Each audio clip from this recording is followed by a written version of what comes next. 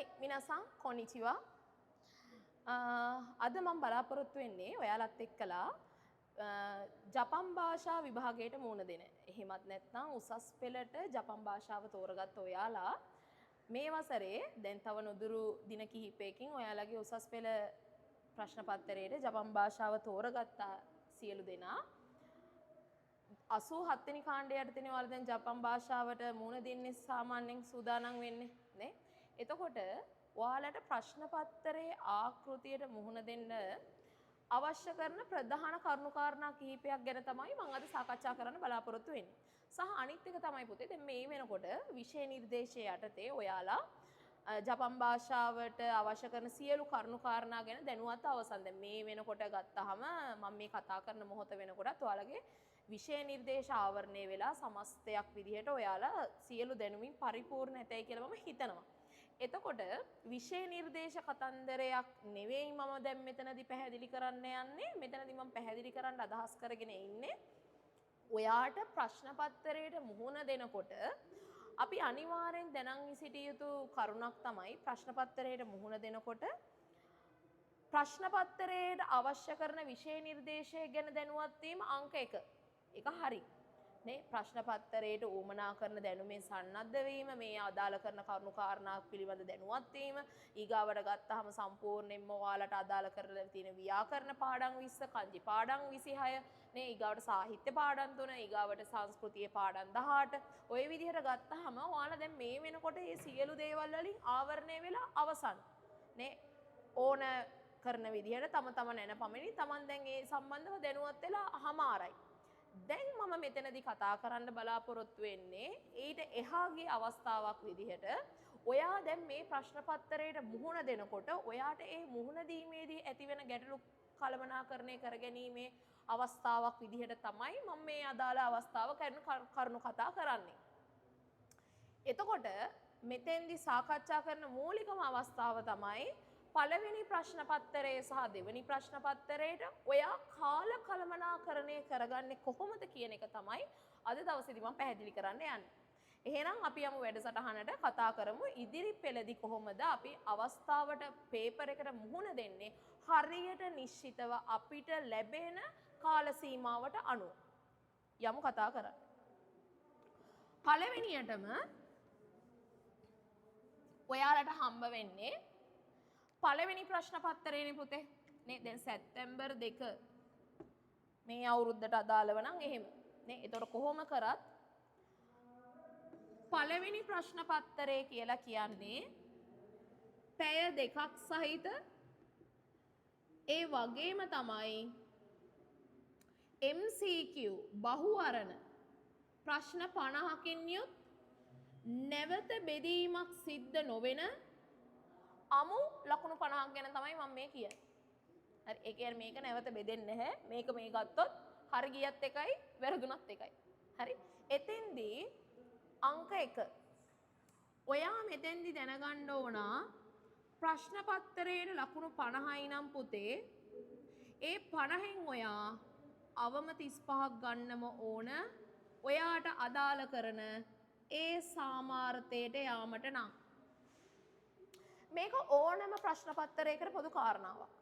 ඒ කියන්නේ ඔයා සාමාන්‍ය ප්‍රශ්න පත්‍රයක් කරනකොට සාමාන්‍ය MCQ එකට ඔයා අඩුම තරමේ ඒකක් ටාගට් කරගෙන ඉන්න දරුවෙක් වෙන්නේ නම් එයා අනිවාර්යෙන්ම 35 හෝ ඊට එහා ලකුණක් ඇචීව් කරගන්නම ඕන එයාට අදාළ කරන ඒ සාමාර්ථයට යන එක සාමාන්‍ය අපි දන්න කාරණාවක්.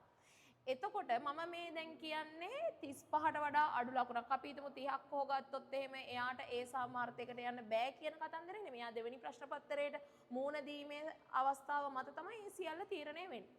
මම කියන්නේ මෙතෙන්දී තමන් ඒ විදියට හිත හදාගෙන කරගෙන යම් කිසි මට්ටමකට යාමට නම් ඔයා අනිවාර්යෙන්ම ඔයාගේ පළවෙනි ප්‍රශ්න පත්‍රයෙන් ඔයාගේ ෆේල් වෙනවා කියන කතන්දරයට තිත තියලා තියන්න ඕන. ඒක නිසා තමයි මං කියන්නේ 35ට වඩා එහා ලකුණක් ඔයා ගත යුතුමයි. ඔයාගේ එතකොට ස්ථාවරයි. ඔයා S1 දැන්ටමත් පළවෙනි ප්‍රශ්න පත්‍රය හරහාම ඔයා සපුරගෙන අවසන්. හරි. එතකොට අපි දැන් බලමු මේ පළවෙනි ප්‍රශ්න පත්‍රයේ ජපන් භාෂා ප්‍රශ්න පත්‍රයේ කොයි විදිහටද හැඩ ගැහෙන්නේ කියන එක. ප්‍රශ්න පත්‍ර ආකෘතිය සැකසෙන විදිහ ගැන තමයි මම දැන් ඊගාවට කතා කරන්න යන්නේ. පුතේ ප්‍රශ්න පත්‍රෙත් හැදෙන රටාවක් තියෙනවා. අන්න ඒ රටාව හැටියට ගත්තහම MCQ ප්‍රශ්න පත්‍රයේ බෙදෙනවා මෙන්න මේ විදිහට ප්‍රධාන කොටස් කිහිපයකට. 1 සිට 10ට, 11 සිට 20ට, 21 සිට 30ට, 31 සිට 35ට, 36 සිට 41ට, 41 සිට 44ට, 45 සිට 50ට. මේ ආදී වශයෙන් ඔයාගේ ප්‍රශ්න පත්‍රයේ 1 සිට 50 දක්වා තිබෙන බෙදී යාම වෙන වෙනම සාකච්ඡා කරන්න ඕන සහ වෙන වෙනම ඒ සම්බන්ධව අපි දැන කියා ගන්න ඕන කොහොමද ප්‍රශ්න පත්‍රයේ හැදිලා තියෙන්නේ සහ අපි ඒකට මූණ දෙනකොට මේ ප්‍රශ්න පත්‍රයට කාල කළමනාකරණයක් කරගන්න ඕනේ කොහොමද කියන එක ගැනත් අපි දැනුවත් වෙන්න ඕනේ. මොකද ප්‍රශ්න පත්‍රයේ විභාග මධ්‍යස්ථානයේ බෙදෙන වෙලාවේදී ඔයාට ඒ දුන්නහා සමානවම ඔයා මතක තියාගන්න ඕන කාරණාවක් තමයි ප්‍රශ්න පත්‍රයේ ආයි නැවත බෙදා ගන්නකොට අරගෙන ගන්නකොට ඔයා ඒ ප්‍රශ්න පත්‍රයේ වෙලාවට ඉවර කරලා තියෙන්න ඕන. මොකද ඔයා ලියන මොහොතේත් ඒක ඇදගෙන යනවා කියන්නේ අන්න එතනදී ඔයාට එන්න තියෙන රිසල්ට් එකේ මොනියම්ෝ අඩුපාඩුවක් අඩලුහුඩුකමක් සහිතවමයි ඔයාට ඊට පස්සේ අවසානයේදී ඔයාගේ ප්‍රතිඵලය දකින්න වෙන්නේ. ඉතින් ඒක මග අරගන්න තමයි පුතේ මං කියන්නේ නිශ්චිත කාල කළමනාකරණයක් අනිවාර්යෙන් තිබිය යුතුයි. නැත්නම් ওই ජපන් පේපරේ සක්කරයාගේ පුතා වයිමටවත් කරන්න පුළුවන් පේපර් එකක් නෙමෙයි. කාලයට අනුගතව. හරි? එතකොට අහලා බලන්න ලියපු කරපු අය ඉන්නවා නේ ඔය ඕන තරම් ඉන්න දැන් ගිය අවුරුද්දේ ගත්තාම කරා මං කියන්නේ ඊට කලින් අවුරුද්දේ 2024 ඩේටාබේස් එක අරගත්තාම කරාම සම්පූර්ණයෙන් ගත්තම සාමාන්‍යයෙන් ජපන් කොහොම කරත් ප්‍රතිශතාත්මකව ඕන අවුරුද්දක සාමාන්‍යයෙන් ලියනවා අඩුම 3500ක් 5000ත් අතර ප්‍රමාණයක් ලියනවා. ඔය අතර ගාණක් මුළු ලංකාවෙම දීප ව්‍යාප්තව.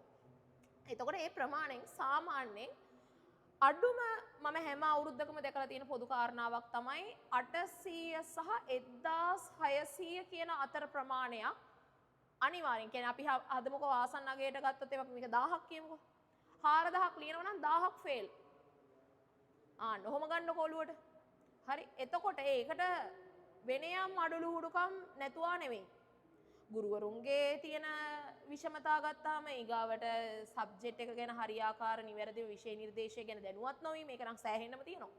හරි ඊට අමතරව ගත්තාම කරාම අච්චුපොත් හිඟය අච්චුපොත් නොමැතිකම මේවට බලධාරීන්ගේ අවධානය ලැබෙනවා නම් ලොකු දෙයක් නේ ඒ කොහොම වෙතත් සාමාන්‍යයෙන් ගත්තාම මේ ප්‍රශ්න පත්‍රයට මූණ දෙනකොට මේ එක තව අංගයක් විදිහට මට ඒ දේ සම්පූර්ණ කළ හැකි අංගයක් විදිහට මම කියන්නේ ළමයි දැනුවත් නැහැ කාල කළමනාකරණය සම්බන්ධව.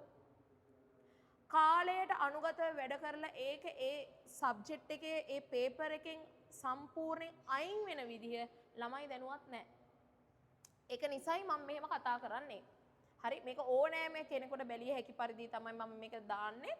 ඒ දානකොට උනත් මම කියන්නේ මේ විදිහට අපි අනුගත වෙන්න ඕන මේක හොඳින් වටහා ගන්න මොකද විෂය නිර්දේශයේ කොච්චර පරතරයට දැනගත්තත් වැඩක් නැති වෙන්න පුළුවන් සමහරක් වෙලාවට හරියාකාරව ප්‍රශ්න පත්‍රය ගැන අවබෝධයක් නැතිකම සහ කාල කළමනාකරණය ගැන දැනුවත්භාවයක් නැතිකම නිසා. ඉතින් අන්න ඒක නිසා තමයි මම කියන්නේ ප්‍රශ්න පත්‍රය ඔන්න පැහැදිලි කරනවා ස්ට්‍රක්චර් එක පැහැදිලි කරනවා ප්‍රශ්න පත්‍රයේ ගලා යාම ගැන පැහැදිලි කරනවා සහ ප්‍රශ්න පත්‍රයේට ඒ වෙලාවට ලියන්න ඕන විදිය ගැන පැහැදිලි කරනවා. හොඳින් අහගෙන ඉන්න මම කියන්නේ මොකද්ද කියන. පළවෙනි ප්‍රශ්න ටික හම්බ වෙන්නේ පුතේ අපිට වචන. දෙවෙනි ප්‍රශ්න ටික අපිට හම්බ වෙන්නේ පුතේ kanji. තුන්වෙනි ප්‍රශ්න ටික අපිට හම්බ වෙන්නේ ව්‍යාකරණ. හරි ඒ අදාළ අවස්ථාවලින් තමයි බේස් වෙලා ප්‍රශ්න ටික හැදෙන්නේ. 31 ඉඳන් 35ට හම්බ වෙන්නේ අපිට වැරදි නිවැරදි වාක්‍ය තෝරන්න. හරි. ඊගාවට 36 ඉඳන් 40 දැන්වීම ඡේද ලිපි ඔය ආශ්‍රිතවයි යන්නේ. ඊගාවට 41 ඉඳන් 44ට හම්බ වෙන්නේ සංවාද පොඩි මිනි කයිව හම්බ වෙන්නේ. 45 ඉඳන් 50ට වෙනකන් සංස්කෘතිය ආශ්‍රය කරගෙන තමයි ඔයාගේ ප්‍රශ්න පත්‍රය ඔයාගේ අතට ලැබෙන්නේ. ඔන්න කතන්දරේ. දැන් ඔයාට පැහැදිලිව පේනවා ඇති මොලයක් තියෙන එකෙක් දන්නවා දැන්ටමත් නේ. භාෂාව ඇතුලේ ඔයාට විෂය නිර්දේශ හැටියට ගත්තාම කාංජි පාඩම් 26ක්, ව්‍යාකරණ පාඩම් 20ක්, සංස්කෘතියට පාඩම් 18ක්, ඒ වගේම සාහිත්‍යයට පාඩම් 3ක්. ඔය ආදී වශයෙන් ගත්තාම සම්පූර්ණයෙන්ම පාඩම් අවම වශයෙන් 50කට ආසන්න හෝ ඊට වඩා වැඩි ප්‍රමාණයක් අපිට මෙතෙන්දී ලැබෙනවා. එතකොට මේ සියලු කතන්දර ටික ගත්තාම බලන්න පේපරේ A to Z සාහිත්‍ය හැරුණකොට ඉතුරු සියලුම අවස්ථා ටික පාදක වෙලා තියෙනවා ඔයාගේ පළවෙනි ප්‍රශ්න පත්‍රයේ හැදෙන්න. එතකොට මේකේ හැටියට ගත්තම පළවෙනි එක වේවා දෙවෙනි එක වේවා මේ මොන ප්‍රශ්න පත්‍රයේ තේරුම් ගන්නත් පුතේ අංක 1 ඔයාට වචන ටික අනිවාර්යෙන් අත්‍යවශ්‍යයි. මොකද භාෂාවක් කියන්නේම වචන හරඹයක්. එතකොට ඔයාට වචන නැතුව මේ වැඩේ කරන්න බෑ කොහොමටවත්. 12 වසර වාග්මාලාව 13 වසර වාග්මාලාව ඔයාගේ ඔළුවේ අනිවාර්යෙන් තියෙන්න ඕනේ. අඩුම ඔයා වචන සම්පූර්ණයෙන්ම ගත්තම අවම වශයෙන් මම කියන්නේ 2500ක්වත් ඔළුවේ දරාගෙන තමයි ඔයා මේ අදාළ විභාගෙට මුහුණ දිය යුත්තේ. හරි. මොකද අපි ඔළුවට දාගන්නේ වචන 5000යි නම් කටින් වෙන්නේ අපිට ඒ වෙලාවට වචන 500යි. අපි කතා කරන්න ගියා මම කියන්නේ. හරි. එතකොට අපි සාමාන්‍යයෙන් අපේ මේ හොඳ ඔළුවේ තියෙන්න ඕන වචන ගොනුවක්. නැත්තම් මේ ප්‍රශ්න පත්‍රය කරන්න අමාරුයි. ඒක නිසා තමයි ඔයා කියන්නේ පේපර් එක අතට ආවම නේ කකුල් දෙක වයිලින් ගන්නවා කියයි. නේ තේරෙන්නේ නැහැ කියලා කියයි. ඔළුවට යන්නේ නැහැ කියලා කියයි. නේ ඒවට ප්‍රධානම හේතුව වචන නොදන්නාකම. සහ අනිත් එක තමයි ජපන් භාෂාවේ තියෙන ඊළඟ වැදගත්කම සහ වටිනාම දේ වෙන්නේ කන්ජි නැතුව ජපන් නැහැ, ජපන් නැතුව කන්ජි නැහැ. ඒතර කන්ජි කියන මාතෘකාවත් එක්කලම අනුගත වෙලා ගහට පොත්ත වගේ ඉන්නේ වචන කන්ජි. මොකද වචන දැනගත්තොත් අදාළ කන්ජි මතක තියාගන්න ලේසි. කන්ජි දන්නවනම් වචනේ ග්‍රහණය කරගන්නත් ලේසි. ඔන්න ඔතන ඒ දෙන්න අතර තියෙන අන්‍යෝන්‍ය සම්බන්ධය. එතකොට මගේ තර්ක වෙන්නේ කන්ජි පුළුවන් වගේ එකක් තියෙනවා නම් එයාට වචන ගැන ලොකුවට අවුලක් ගන්න උවමනාවක් නැහැ.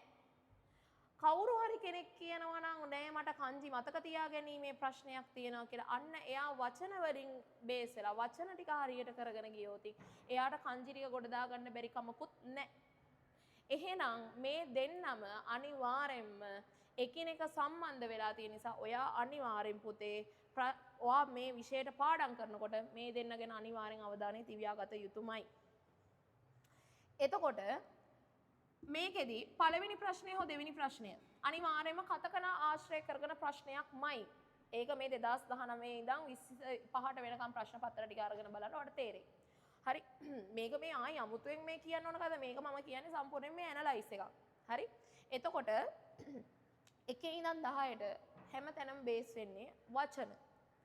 හරි වචන. ඔය සාමාන්‍යයෙන් ගත්තාම මෙතනදී අනිත් එක තමයි 160ක දායකත්වයක් තියෙන ඕනම වෙලාවක 12 වසර විෂය නිර්දේශයටත් ඊගාවට 13 වසර විෂය නිර්දේශයටත්. ඕක එක එක අවුරුදු වල එක එක විදියට වෙනස් වෙන අවස්ථා තියෙනව නැත්තේ නෑ. නමුත් සාමාන්‍යයෙන් ගොඩක් වෙලාවට ගත්තාම කරාම ඔය 13 වසරේ වචන ටිකක් තියෙනවා කරන අර අපිට කොයි වෙලෙත් ඔළුවට යන්නේ නැති. පාඩම් කරත් කොච්චර එන්නේ නැති සාමාන්‍ය වචන ටිකක් තියෙනවා. අන්න ඒවට වෙනම ප්‍රයොරිටි එක දීලා පාඩම් කරලා ඒ ටික ඒ විදියට ග්‍රහණය කරගන්න අවස්ථාවක් ලැබෙයි යුතුමයි මෙන්න මෙතනට වැඩේ කරගන්න නම්. හරි ඊගාවට කතකන ආශ්‍රය කරගෙන සහ ඊගාවට තමයි ඉතුරු 2 හෝ 3 හෝ එතන ඉඳන් ඉතුරු ප්‍රශ්න හත ගත්තාම වචන ආශ්‍රය කරගෙන තමයි හැදෙන්නේ. ඊගාවට 11 ඉඳන් 20 වෙනකම් කන්ජි. දැන් මෙතනදී මම හින් පොයින්ට් එකක් කියන්නම්. මෙන්න මෙතෙන්දි පුතේ ඔයාට අමුතුවෙන් කාලෙ මිඩංගු කරන්න දෙයක් නැහැ. වාක්‍ය කියව ලොටන්න දෙයක් නැහැ. හරි ඒ කියන්නේ අදාළ වචනේ තද කළු පාට අකුරින් කන්ජි වචනේ තියෙනවා හිරංගනා වලින් හොයන්නත් හිරංගනා වචනේ තියෙනවා කන්ජි වලින් හොයන්නත්. එතකොට ඔයා ඒක අදාළ වචනේ දැනගත්තා ඒ වචනේ බලාගත්තා අදාළ බහුවර්ණෙන් එකක් තෝරගත්ත උත්තරේ විදියට. එතකොට එතන ලොකුවට කාලය කාමට උවමනාවක් වෙන්නේ නැහැ. මොකද හේතුව ඔයා වචනේ දැක්කලා ඒක අඳුර ගන්න පුළුවන් ප්‍රතිශතය වැඩි නිසා. හරි ඒක එකක්. ඊගාවට 21 ඉඳන් 30 ව්‍යාකරණ රටා ටික ගත්තාම මෙතනදී මේ ව්‍යාකරණ සැකසීලා තියෙන්නේ පොඩි නිපාත අවස්ථාව ඉඳලා. ඔයාලා දන්නවා 12 වසරේ සම්පූර්ණ විෂය නිර්දේශය ආවරණය වෙන්නේ නිපාත විශේෂණ පද ක්‍රියාපද ආශ්‍රිත ව්‍යාකරණ රටාවලින්. 13 වසරට යනකොට තමයි මේ පාඩම් අට තමයි පොඩ්ඩක් ඊට වඩා සංකීර්ණව පොඩ්ඩක් සැකසෙන්නේ. එතකොට ඔයා මෙන්න මෙතනදී මතක තියාගන්න 21 ඉඳන් 30 ආශ්‍රය කරගෙන නිපාත පුංචි නිපාත අවස්ථාව ඉඳලා ඔයාගෙන් ප්‍රශ්න කෙරෙන්න පුළුවන්. ව්‍යාකරණ අවස්ථා සංකීර්ණ අවස්ථාව වලට වෙනකම්. හරි. ඒ ටික ව්‍යාකරණ ටික පාඩම් 20ක් තියෙනවා. පාඩම් 20ට අදාළව අපිට සාමාන්‍යයෙන් යුනිට් 88ක් විතර තියෙනවා. ඒ අදාළව තමයි අපි මේක දැන කියා ගන්න ඕන. ඊගාවට 31 ඉඳන් 35ට වෙනකම් වැරදි නිවැරදි වාක්‍ය තෝරන්න තමයි තියෙන්නේ. එතකොට පුතේ තෙකිතෝන කොතයි හිතොත්සුවේ රබිනසයි කියලායි හම්බ වෙන්නේ. නේ ඒ කියන්නේ නිවැරදි පිළිතුර තෝරන්න. නේ සුදුසු ගැළපෙන පිළිතුර තෝරන්න. එතකොට තදශි කුණයිබුන් කිව්වොත් නිවැරදි නොවන. ඒ කියන්නේ වැරදි එකනේ බා. එතකොට වැරදි වාක්‍ය තුනක් තියෙනවා පුතේ. හරි නේ සාමාන්‍යයෙන් ගත්තම වැරදි වාක්‍යයක් නේ තෝරන්න තියෙන්නේ. එතකොට වැරදි වාක්‍යයක් තියෙනකොට හරි වාක්‍ය තුනක් තියෙනවා. හරි වාක්‍ය තුනයි වැරදි වාක්‍යය කියන වැරදි වාක්‍ය තමයි තෝරන්න තියෙන්නේ. තදශීබුන් කියලා කිව්වොත් නිවැරදි වාක්‍යනේ. එතකොට වැරදි වාක්‍ය තුනක් තියෙනවා නිවැරදි වාක්‍යයක් තියෙනවා. මේ වාක්‍ය තමයි හොයන්න ඕන. අන්න ඒ ගැන සැලකිලිමත් වෙලා මොකද අනිත් එක තමයි ඔතන කරන අනිත් ප්‍රෝඩාව 31ට තියෙන වැරදි වාක්‍ය තෝරන්න නම් 32ට තියෙන නිවැරදි වාක්‍ය තෝරන්න. හරි? එහෙම නිවැරදි වාක්‍ය තෝරන්න අවස්ථා දෙකක් වෙවිලා ඊගාවට හම්බ වෙනවා වැරදි වාක්‍යයක් තෝරන්න. අන්න ඔන්න ඔතනදී තමයි අපි සැලකිලිමත් වෙන්න ඕන. හරි?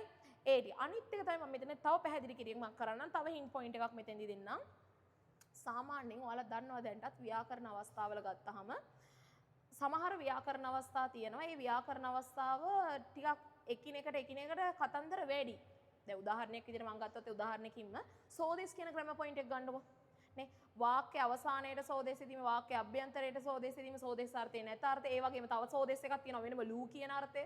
නේ උපුටා දැක්වීමක් ගැන කතා කරන ওই විදිහට සෝදෙස් කියන කතන්දරේ සංකීර්ණයි. එතකොට මේක නිසා අනිත් එක තමයි මේකේ තියෙන හොඳම කාරණාව තමයි උදාහරණයක් විදිහට ගත්තොත් දැන් හොඳයි කියන වචනෙට අපිට දාන්න බෑනේ ඊසෝදෙස් කියලා. නේ ඒක යොයිසෝදෙස් දාන්නත් බෑ. ඒක වෙනම වචනයක් හැදෙනවා යොසසෝදෙස් කියලා. අන්න ඒ වගේ තැන්වලදී අපිට ඒක ඔළුවට එකපාරට මතක් වෙන්නේ නොවෙන්න පුළුවන්.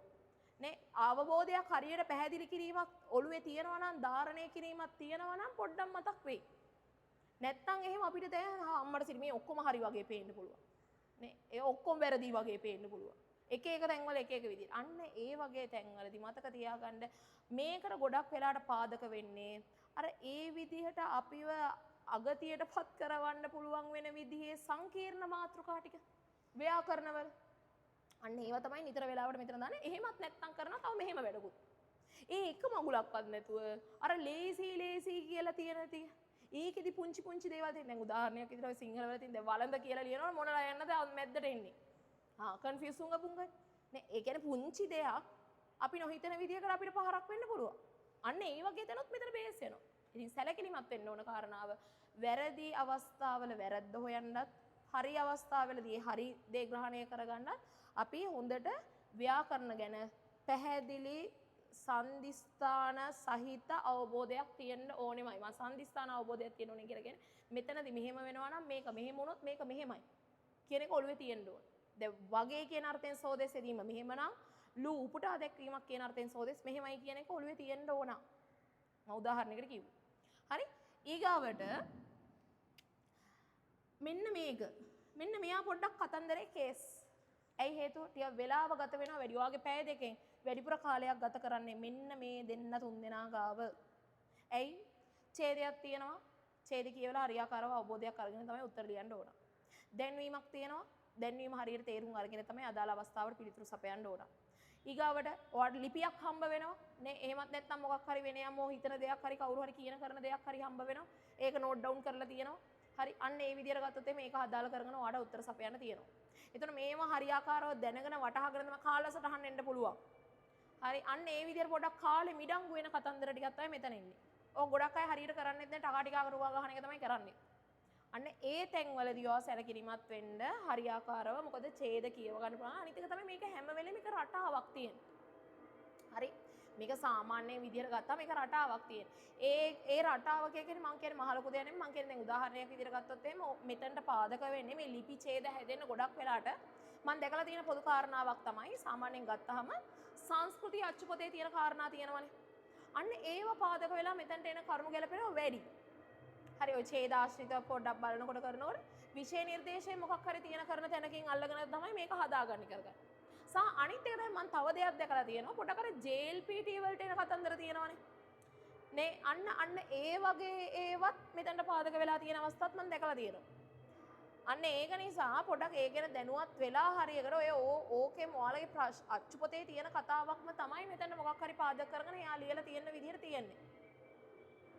එතකොට ඒ ටික ගැන අවබෝධයක් තියාගන්න. ඊගාවට 41 ඉඳන් 44 තියෙන මිනි කයිවා සංවාද නේ එකක් තියෙනවා මෙයා මෙහෙම කියනවා නම් එතනට ගැලපෙන උත්තරේ තෝරන්නයි තියෙන්නේ. ඊගාවට පොතේ 45 ඉඳන් 50 තියෙන සංස්කෘතිය අච්චුපතේ වාට තියෙන පාඩම් 18 ඇතුළත් මෙන්න මෙතනින් අහනවා ප්‍රශ්න 5. ඒක සමහරක් විට ජපානය ගැන දැනුවත් වීමේ කරුණක් වෙන්නත් පුළුවන්. ඉතින් ඔය විදිහට තමයි ඔයාගේ මූලිකවම ප්‍රශ්න පත්‍රයේ ආකෘතිය සැකසීලා තියෙන්නේ. මෙතනදී පැය දෙකක් හම්බ වෙනවා. මේ පැය දෙකෙන් ඔයාට මතක තියාගන්න විනාඩි 40කටත් වඩා ආසන්න ප්‍රමාණයක් කැප කරන්න ඕනේ මෙන්න මෙයාට. අනිත් ටික සාමාන්‍ය විදිහට සහ මේ පේපර් එකේ අවුලක් නැහැ. මේ පේපර් එක ඔය විදිහට තමයි කරුණු ගලප ගන්න තියෙන්නේ. ඒතර කාල කළමනාකරණයක් ගැන මේකේ ලොකුවට වොරි වෙන්න දෙයක් නැහැ. මොකද මේක බහුවර්ණ ප්‍රශ්න පත්‍රයක් නිසා පොඩක් කියවන්න කරන්න තේරුම් ගන්න අවස්ථාවලට කාලය වැය වෙන්නේ මෙන්න මෙතනට. ඒක පොඩ්ඩක් ඊට කලින් ඔක්කොටම කලින් මේ ටික කරගෙන ඉවරයක් වෙනකොටම සහ අනිත් එක තමයි මෙතන එකක් දන්නේ නැත්නම් එතන අර ලත වෙවි ඉන්න එපා. ඒක හැමම තියලා ඊගාව ප්‍රශ්නට ඇවිල්ලා ටට්ටක් ගාලා කරගන්න. මොකද මෙතනට ඔයා සාමාන්‍යයෙන් පළවෙනි පැය ගත වුවාම මෙතනට පැමිණිය යුතුමයි ඉදිරි පැය සම්පූර්ණ කරන්න නම්. ඕක තමයි සිද්ධිය සහ රටාව. හරි මේ ආකෘතිය ඔයාගේ ඔළුවේ තියාගෙන ඔයා ප්‍රශ්න පත්‍රයේ මූණ දෙන්න සහ අනිත් එක තමයි එතකොට ඔයාලට හොඳ කාල කළමනාකරණයක් ගැන වැටහීමක් ලබන්න පුළුවන්. මෙතනට මං ඉන්න ඕනේ නැහැ. මෙතනට මෙච්චරක් හිටියම ඇති. ටට්ටක් ගාලා මම මේ ටික කරගන්න ඕන කියන තැනට ඔයාට අවබෝධය පැමිණෙනවා. මේක තමයි ස්ට්‍රක්චර් එක. මොනවාම හරි දෙයක් තියෙනවා නම් අහන්න කරන්න තැන තියෙනවා නම් එහෙමත් නැත්නම් දැනුවත් වීමට වඩාත් අවස්ථාවක් වුමනයි නම් ඔයා කමෙන්ට් කරන්න. කමෙන්ට් කරාම මම ඒකට රිප්ලයි කරන්නම්. එහෙමත් නැත්නම් මට වඩාත් පැහැදිලි කරන්න ඕන අවස්ථාවක් වන්නේ නම් මම ඒකට වෙනම වීඩියෝ එකකින් නැවත දැනුවත් වීමට ඔබ හමුවට පැමිණෙන්නම්. එහෙනම් මිනාසන් ඔස්කාරේ සමදෙෂ්ඨා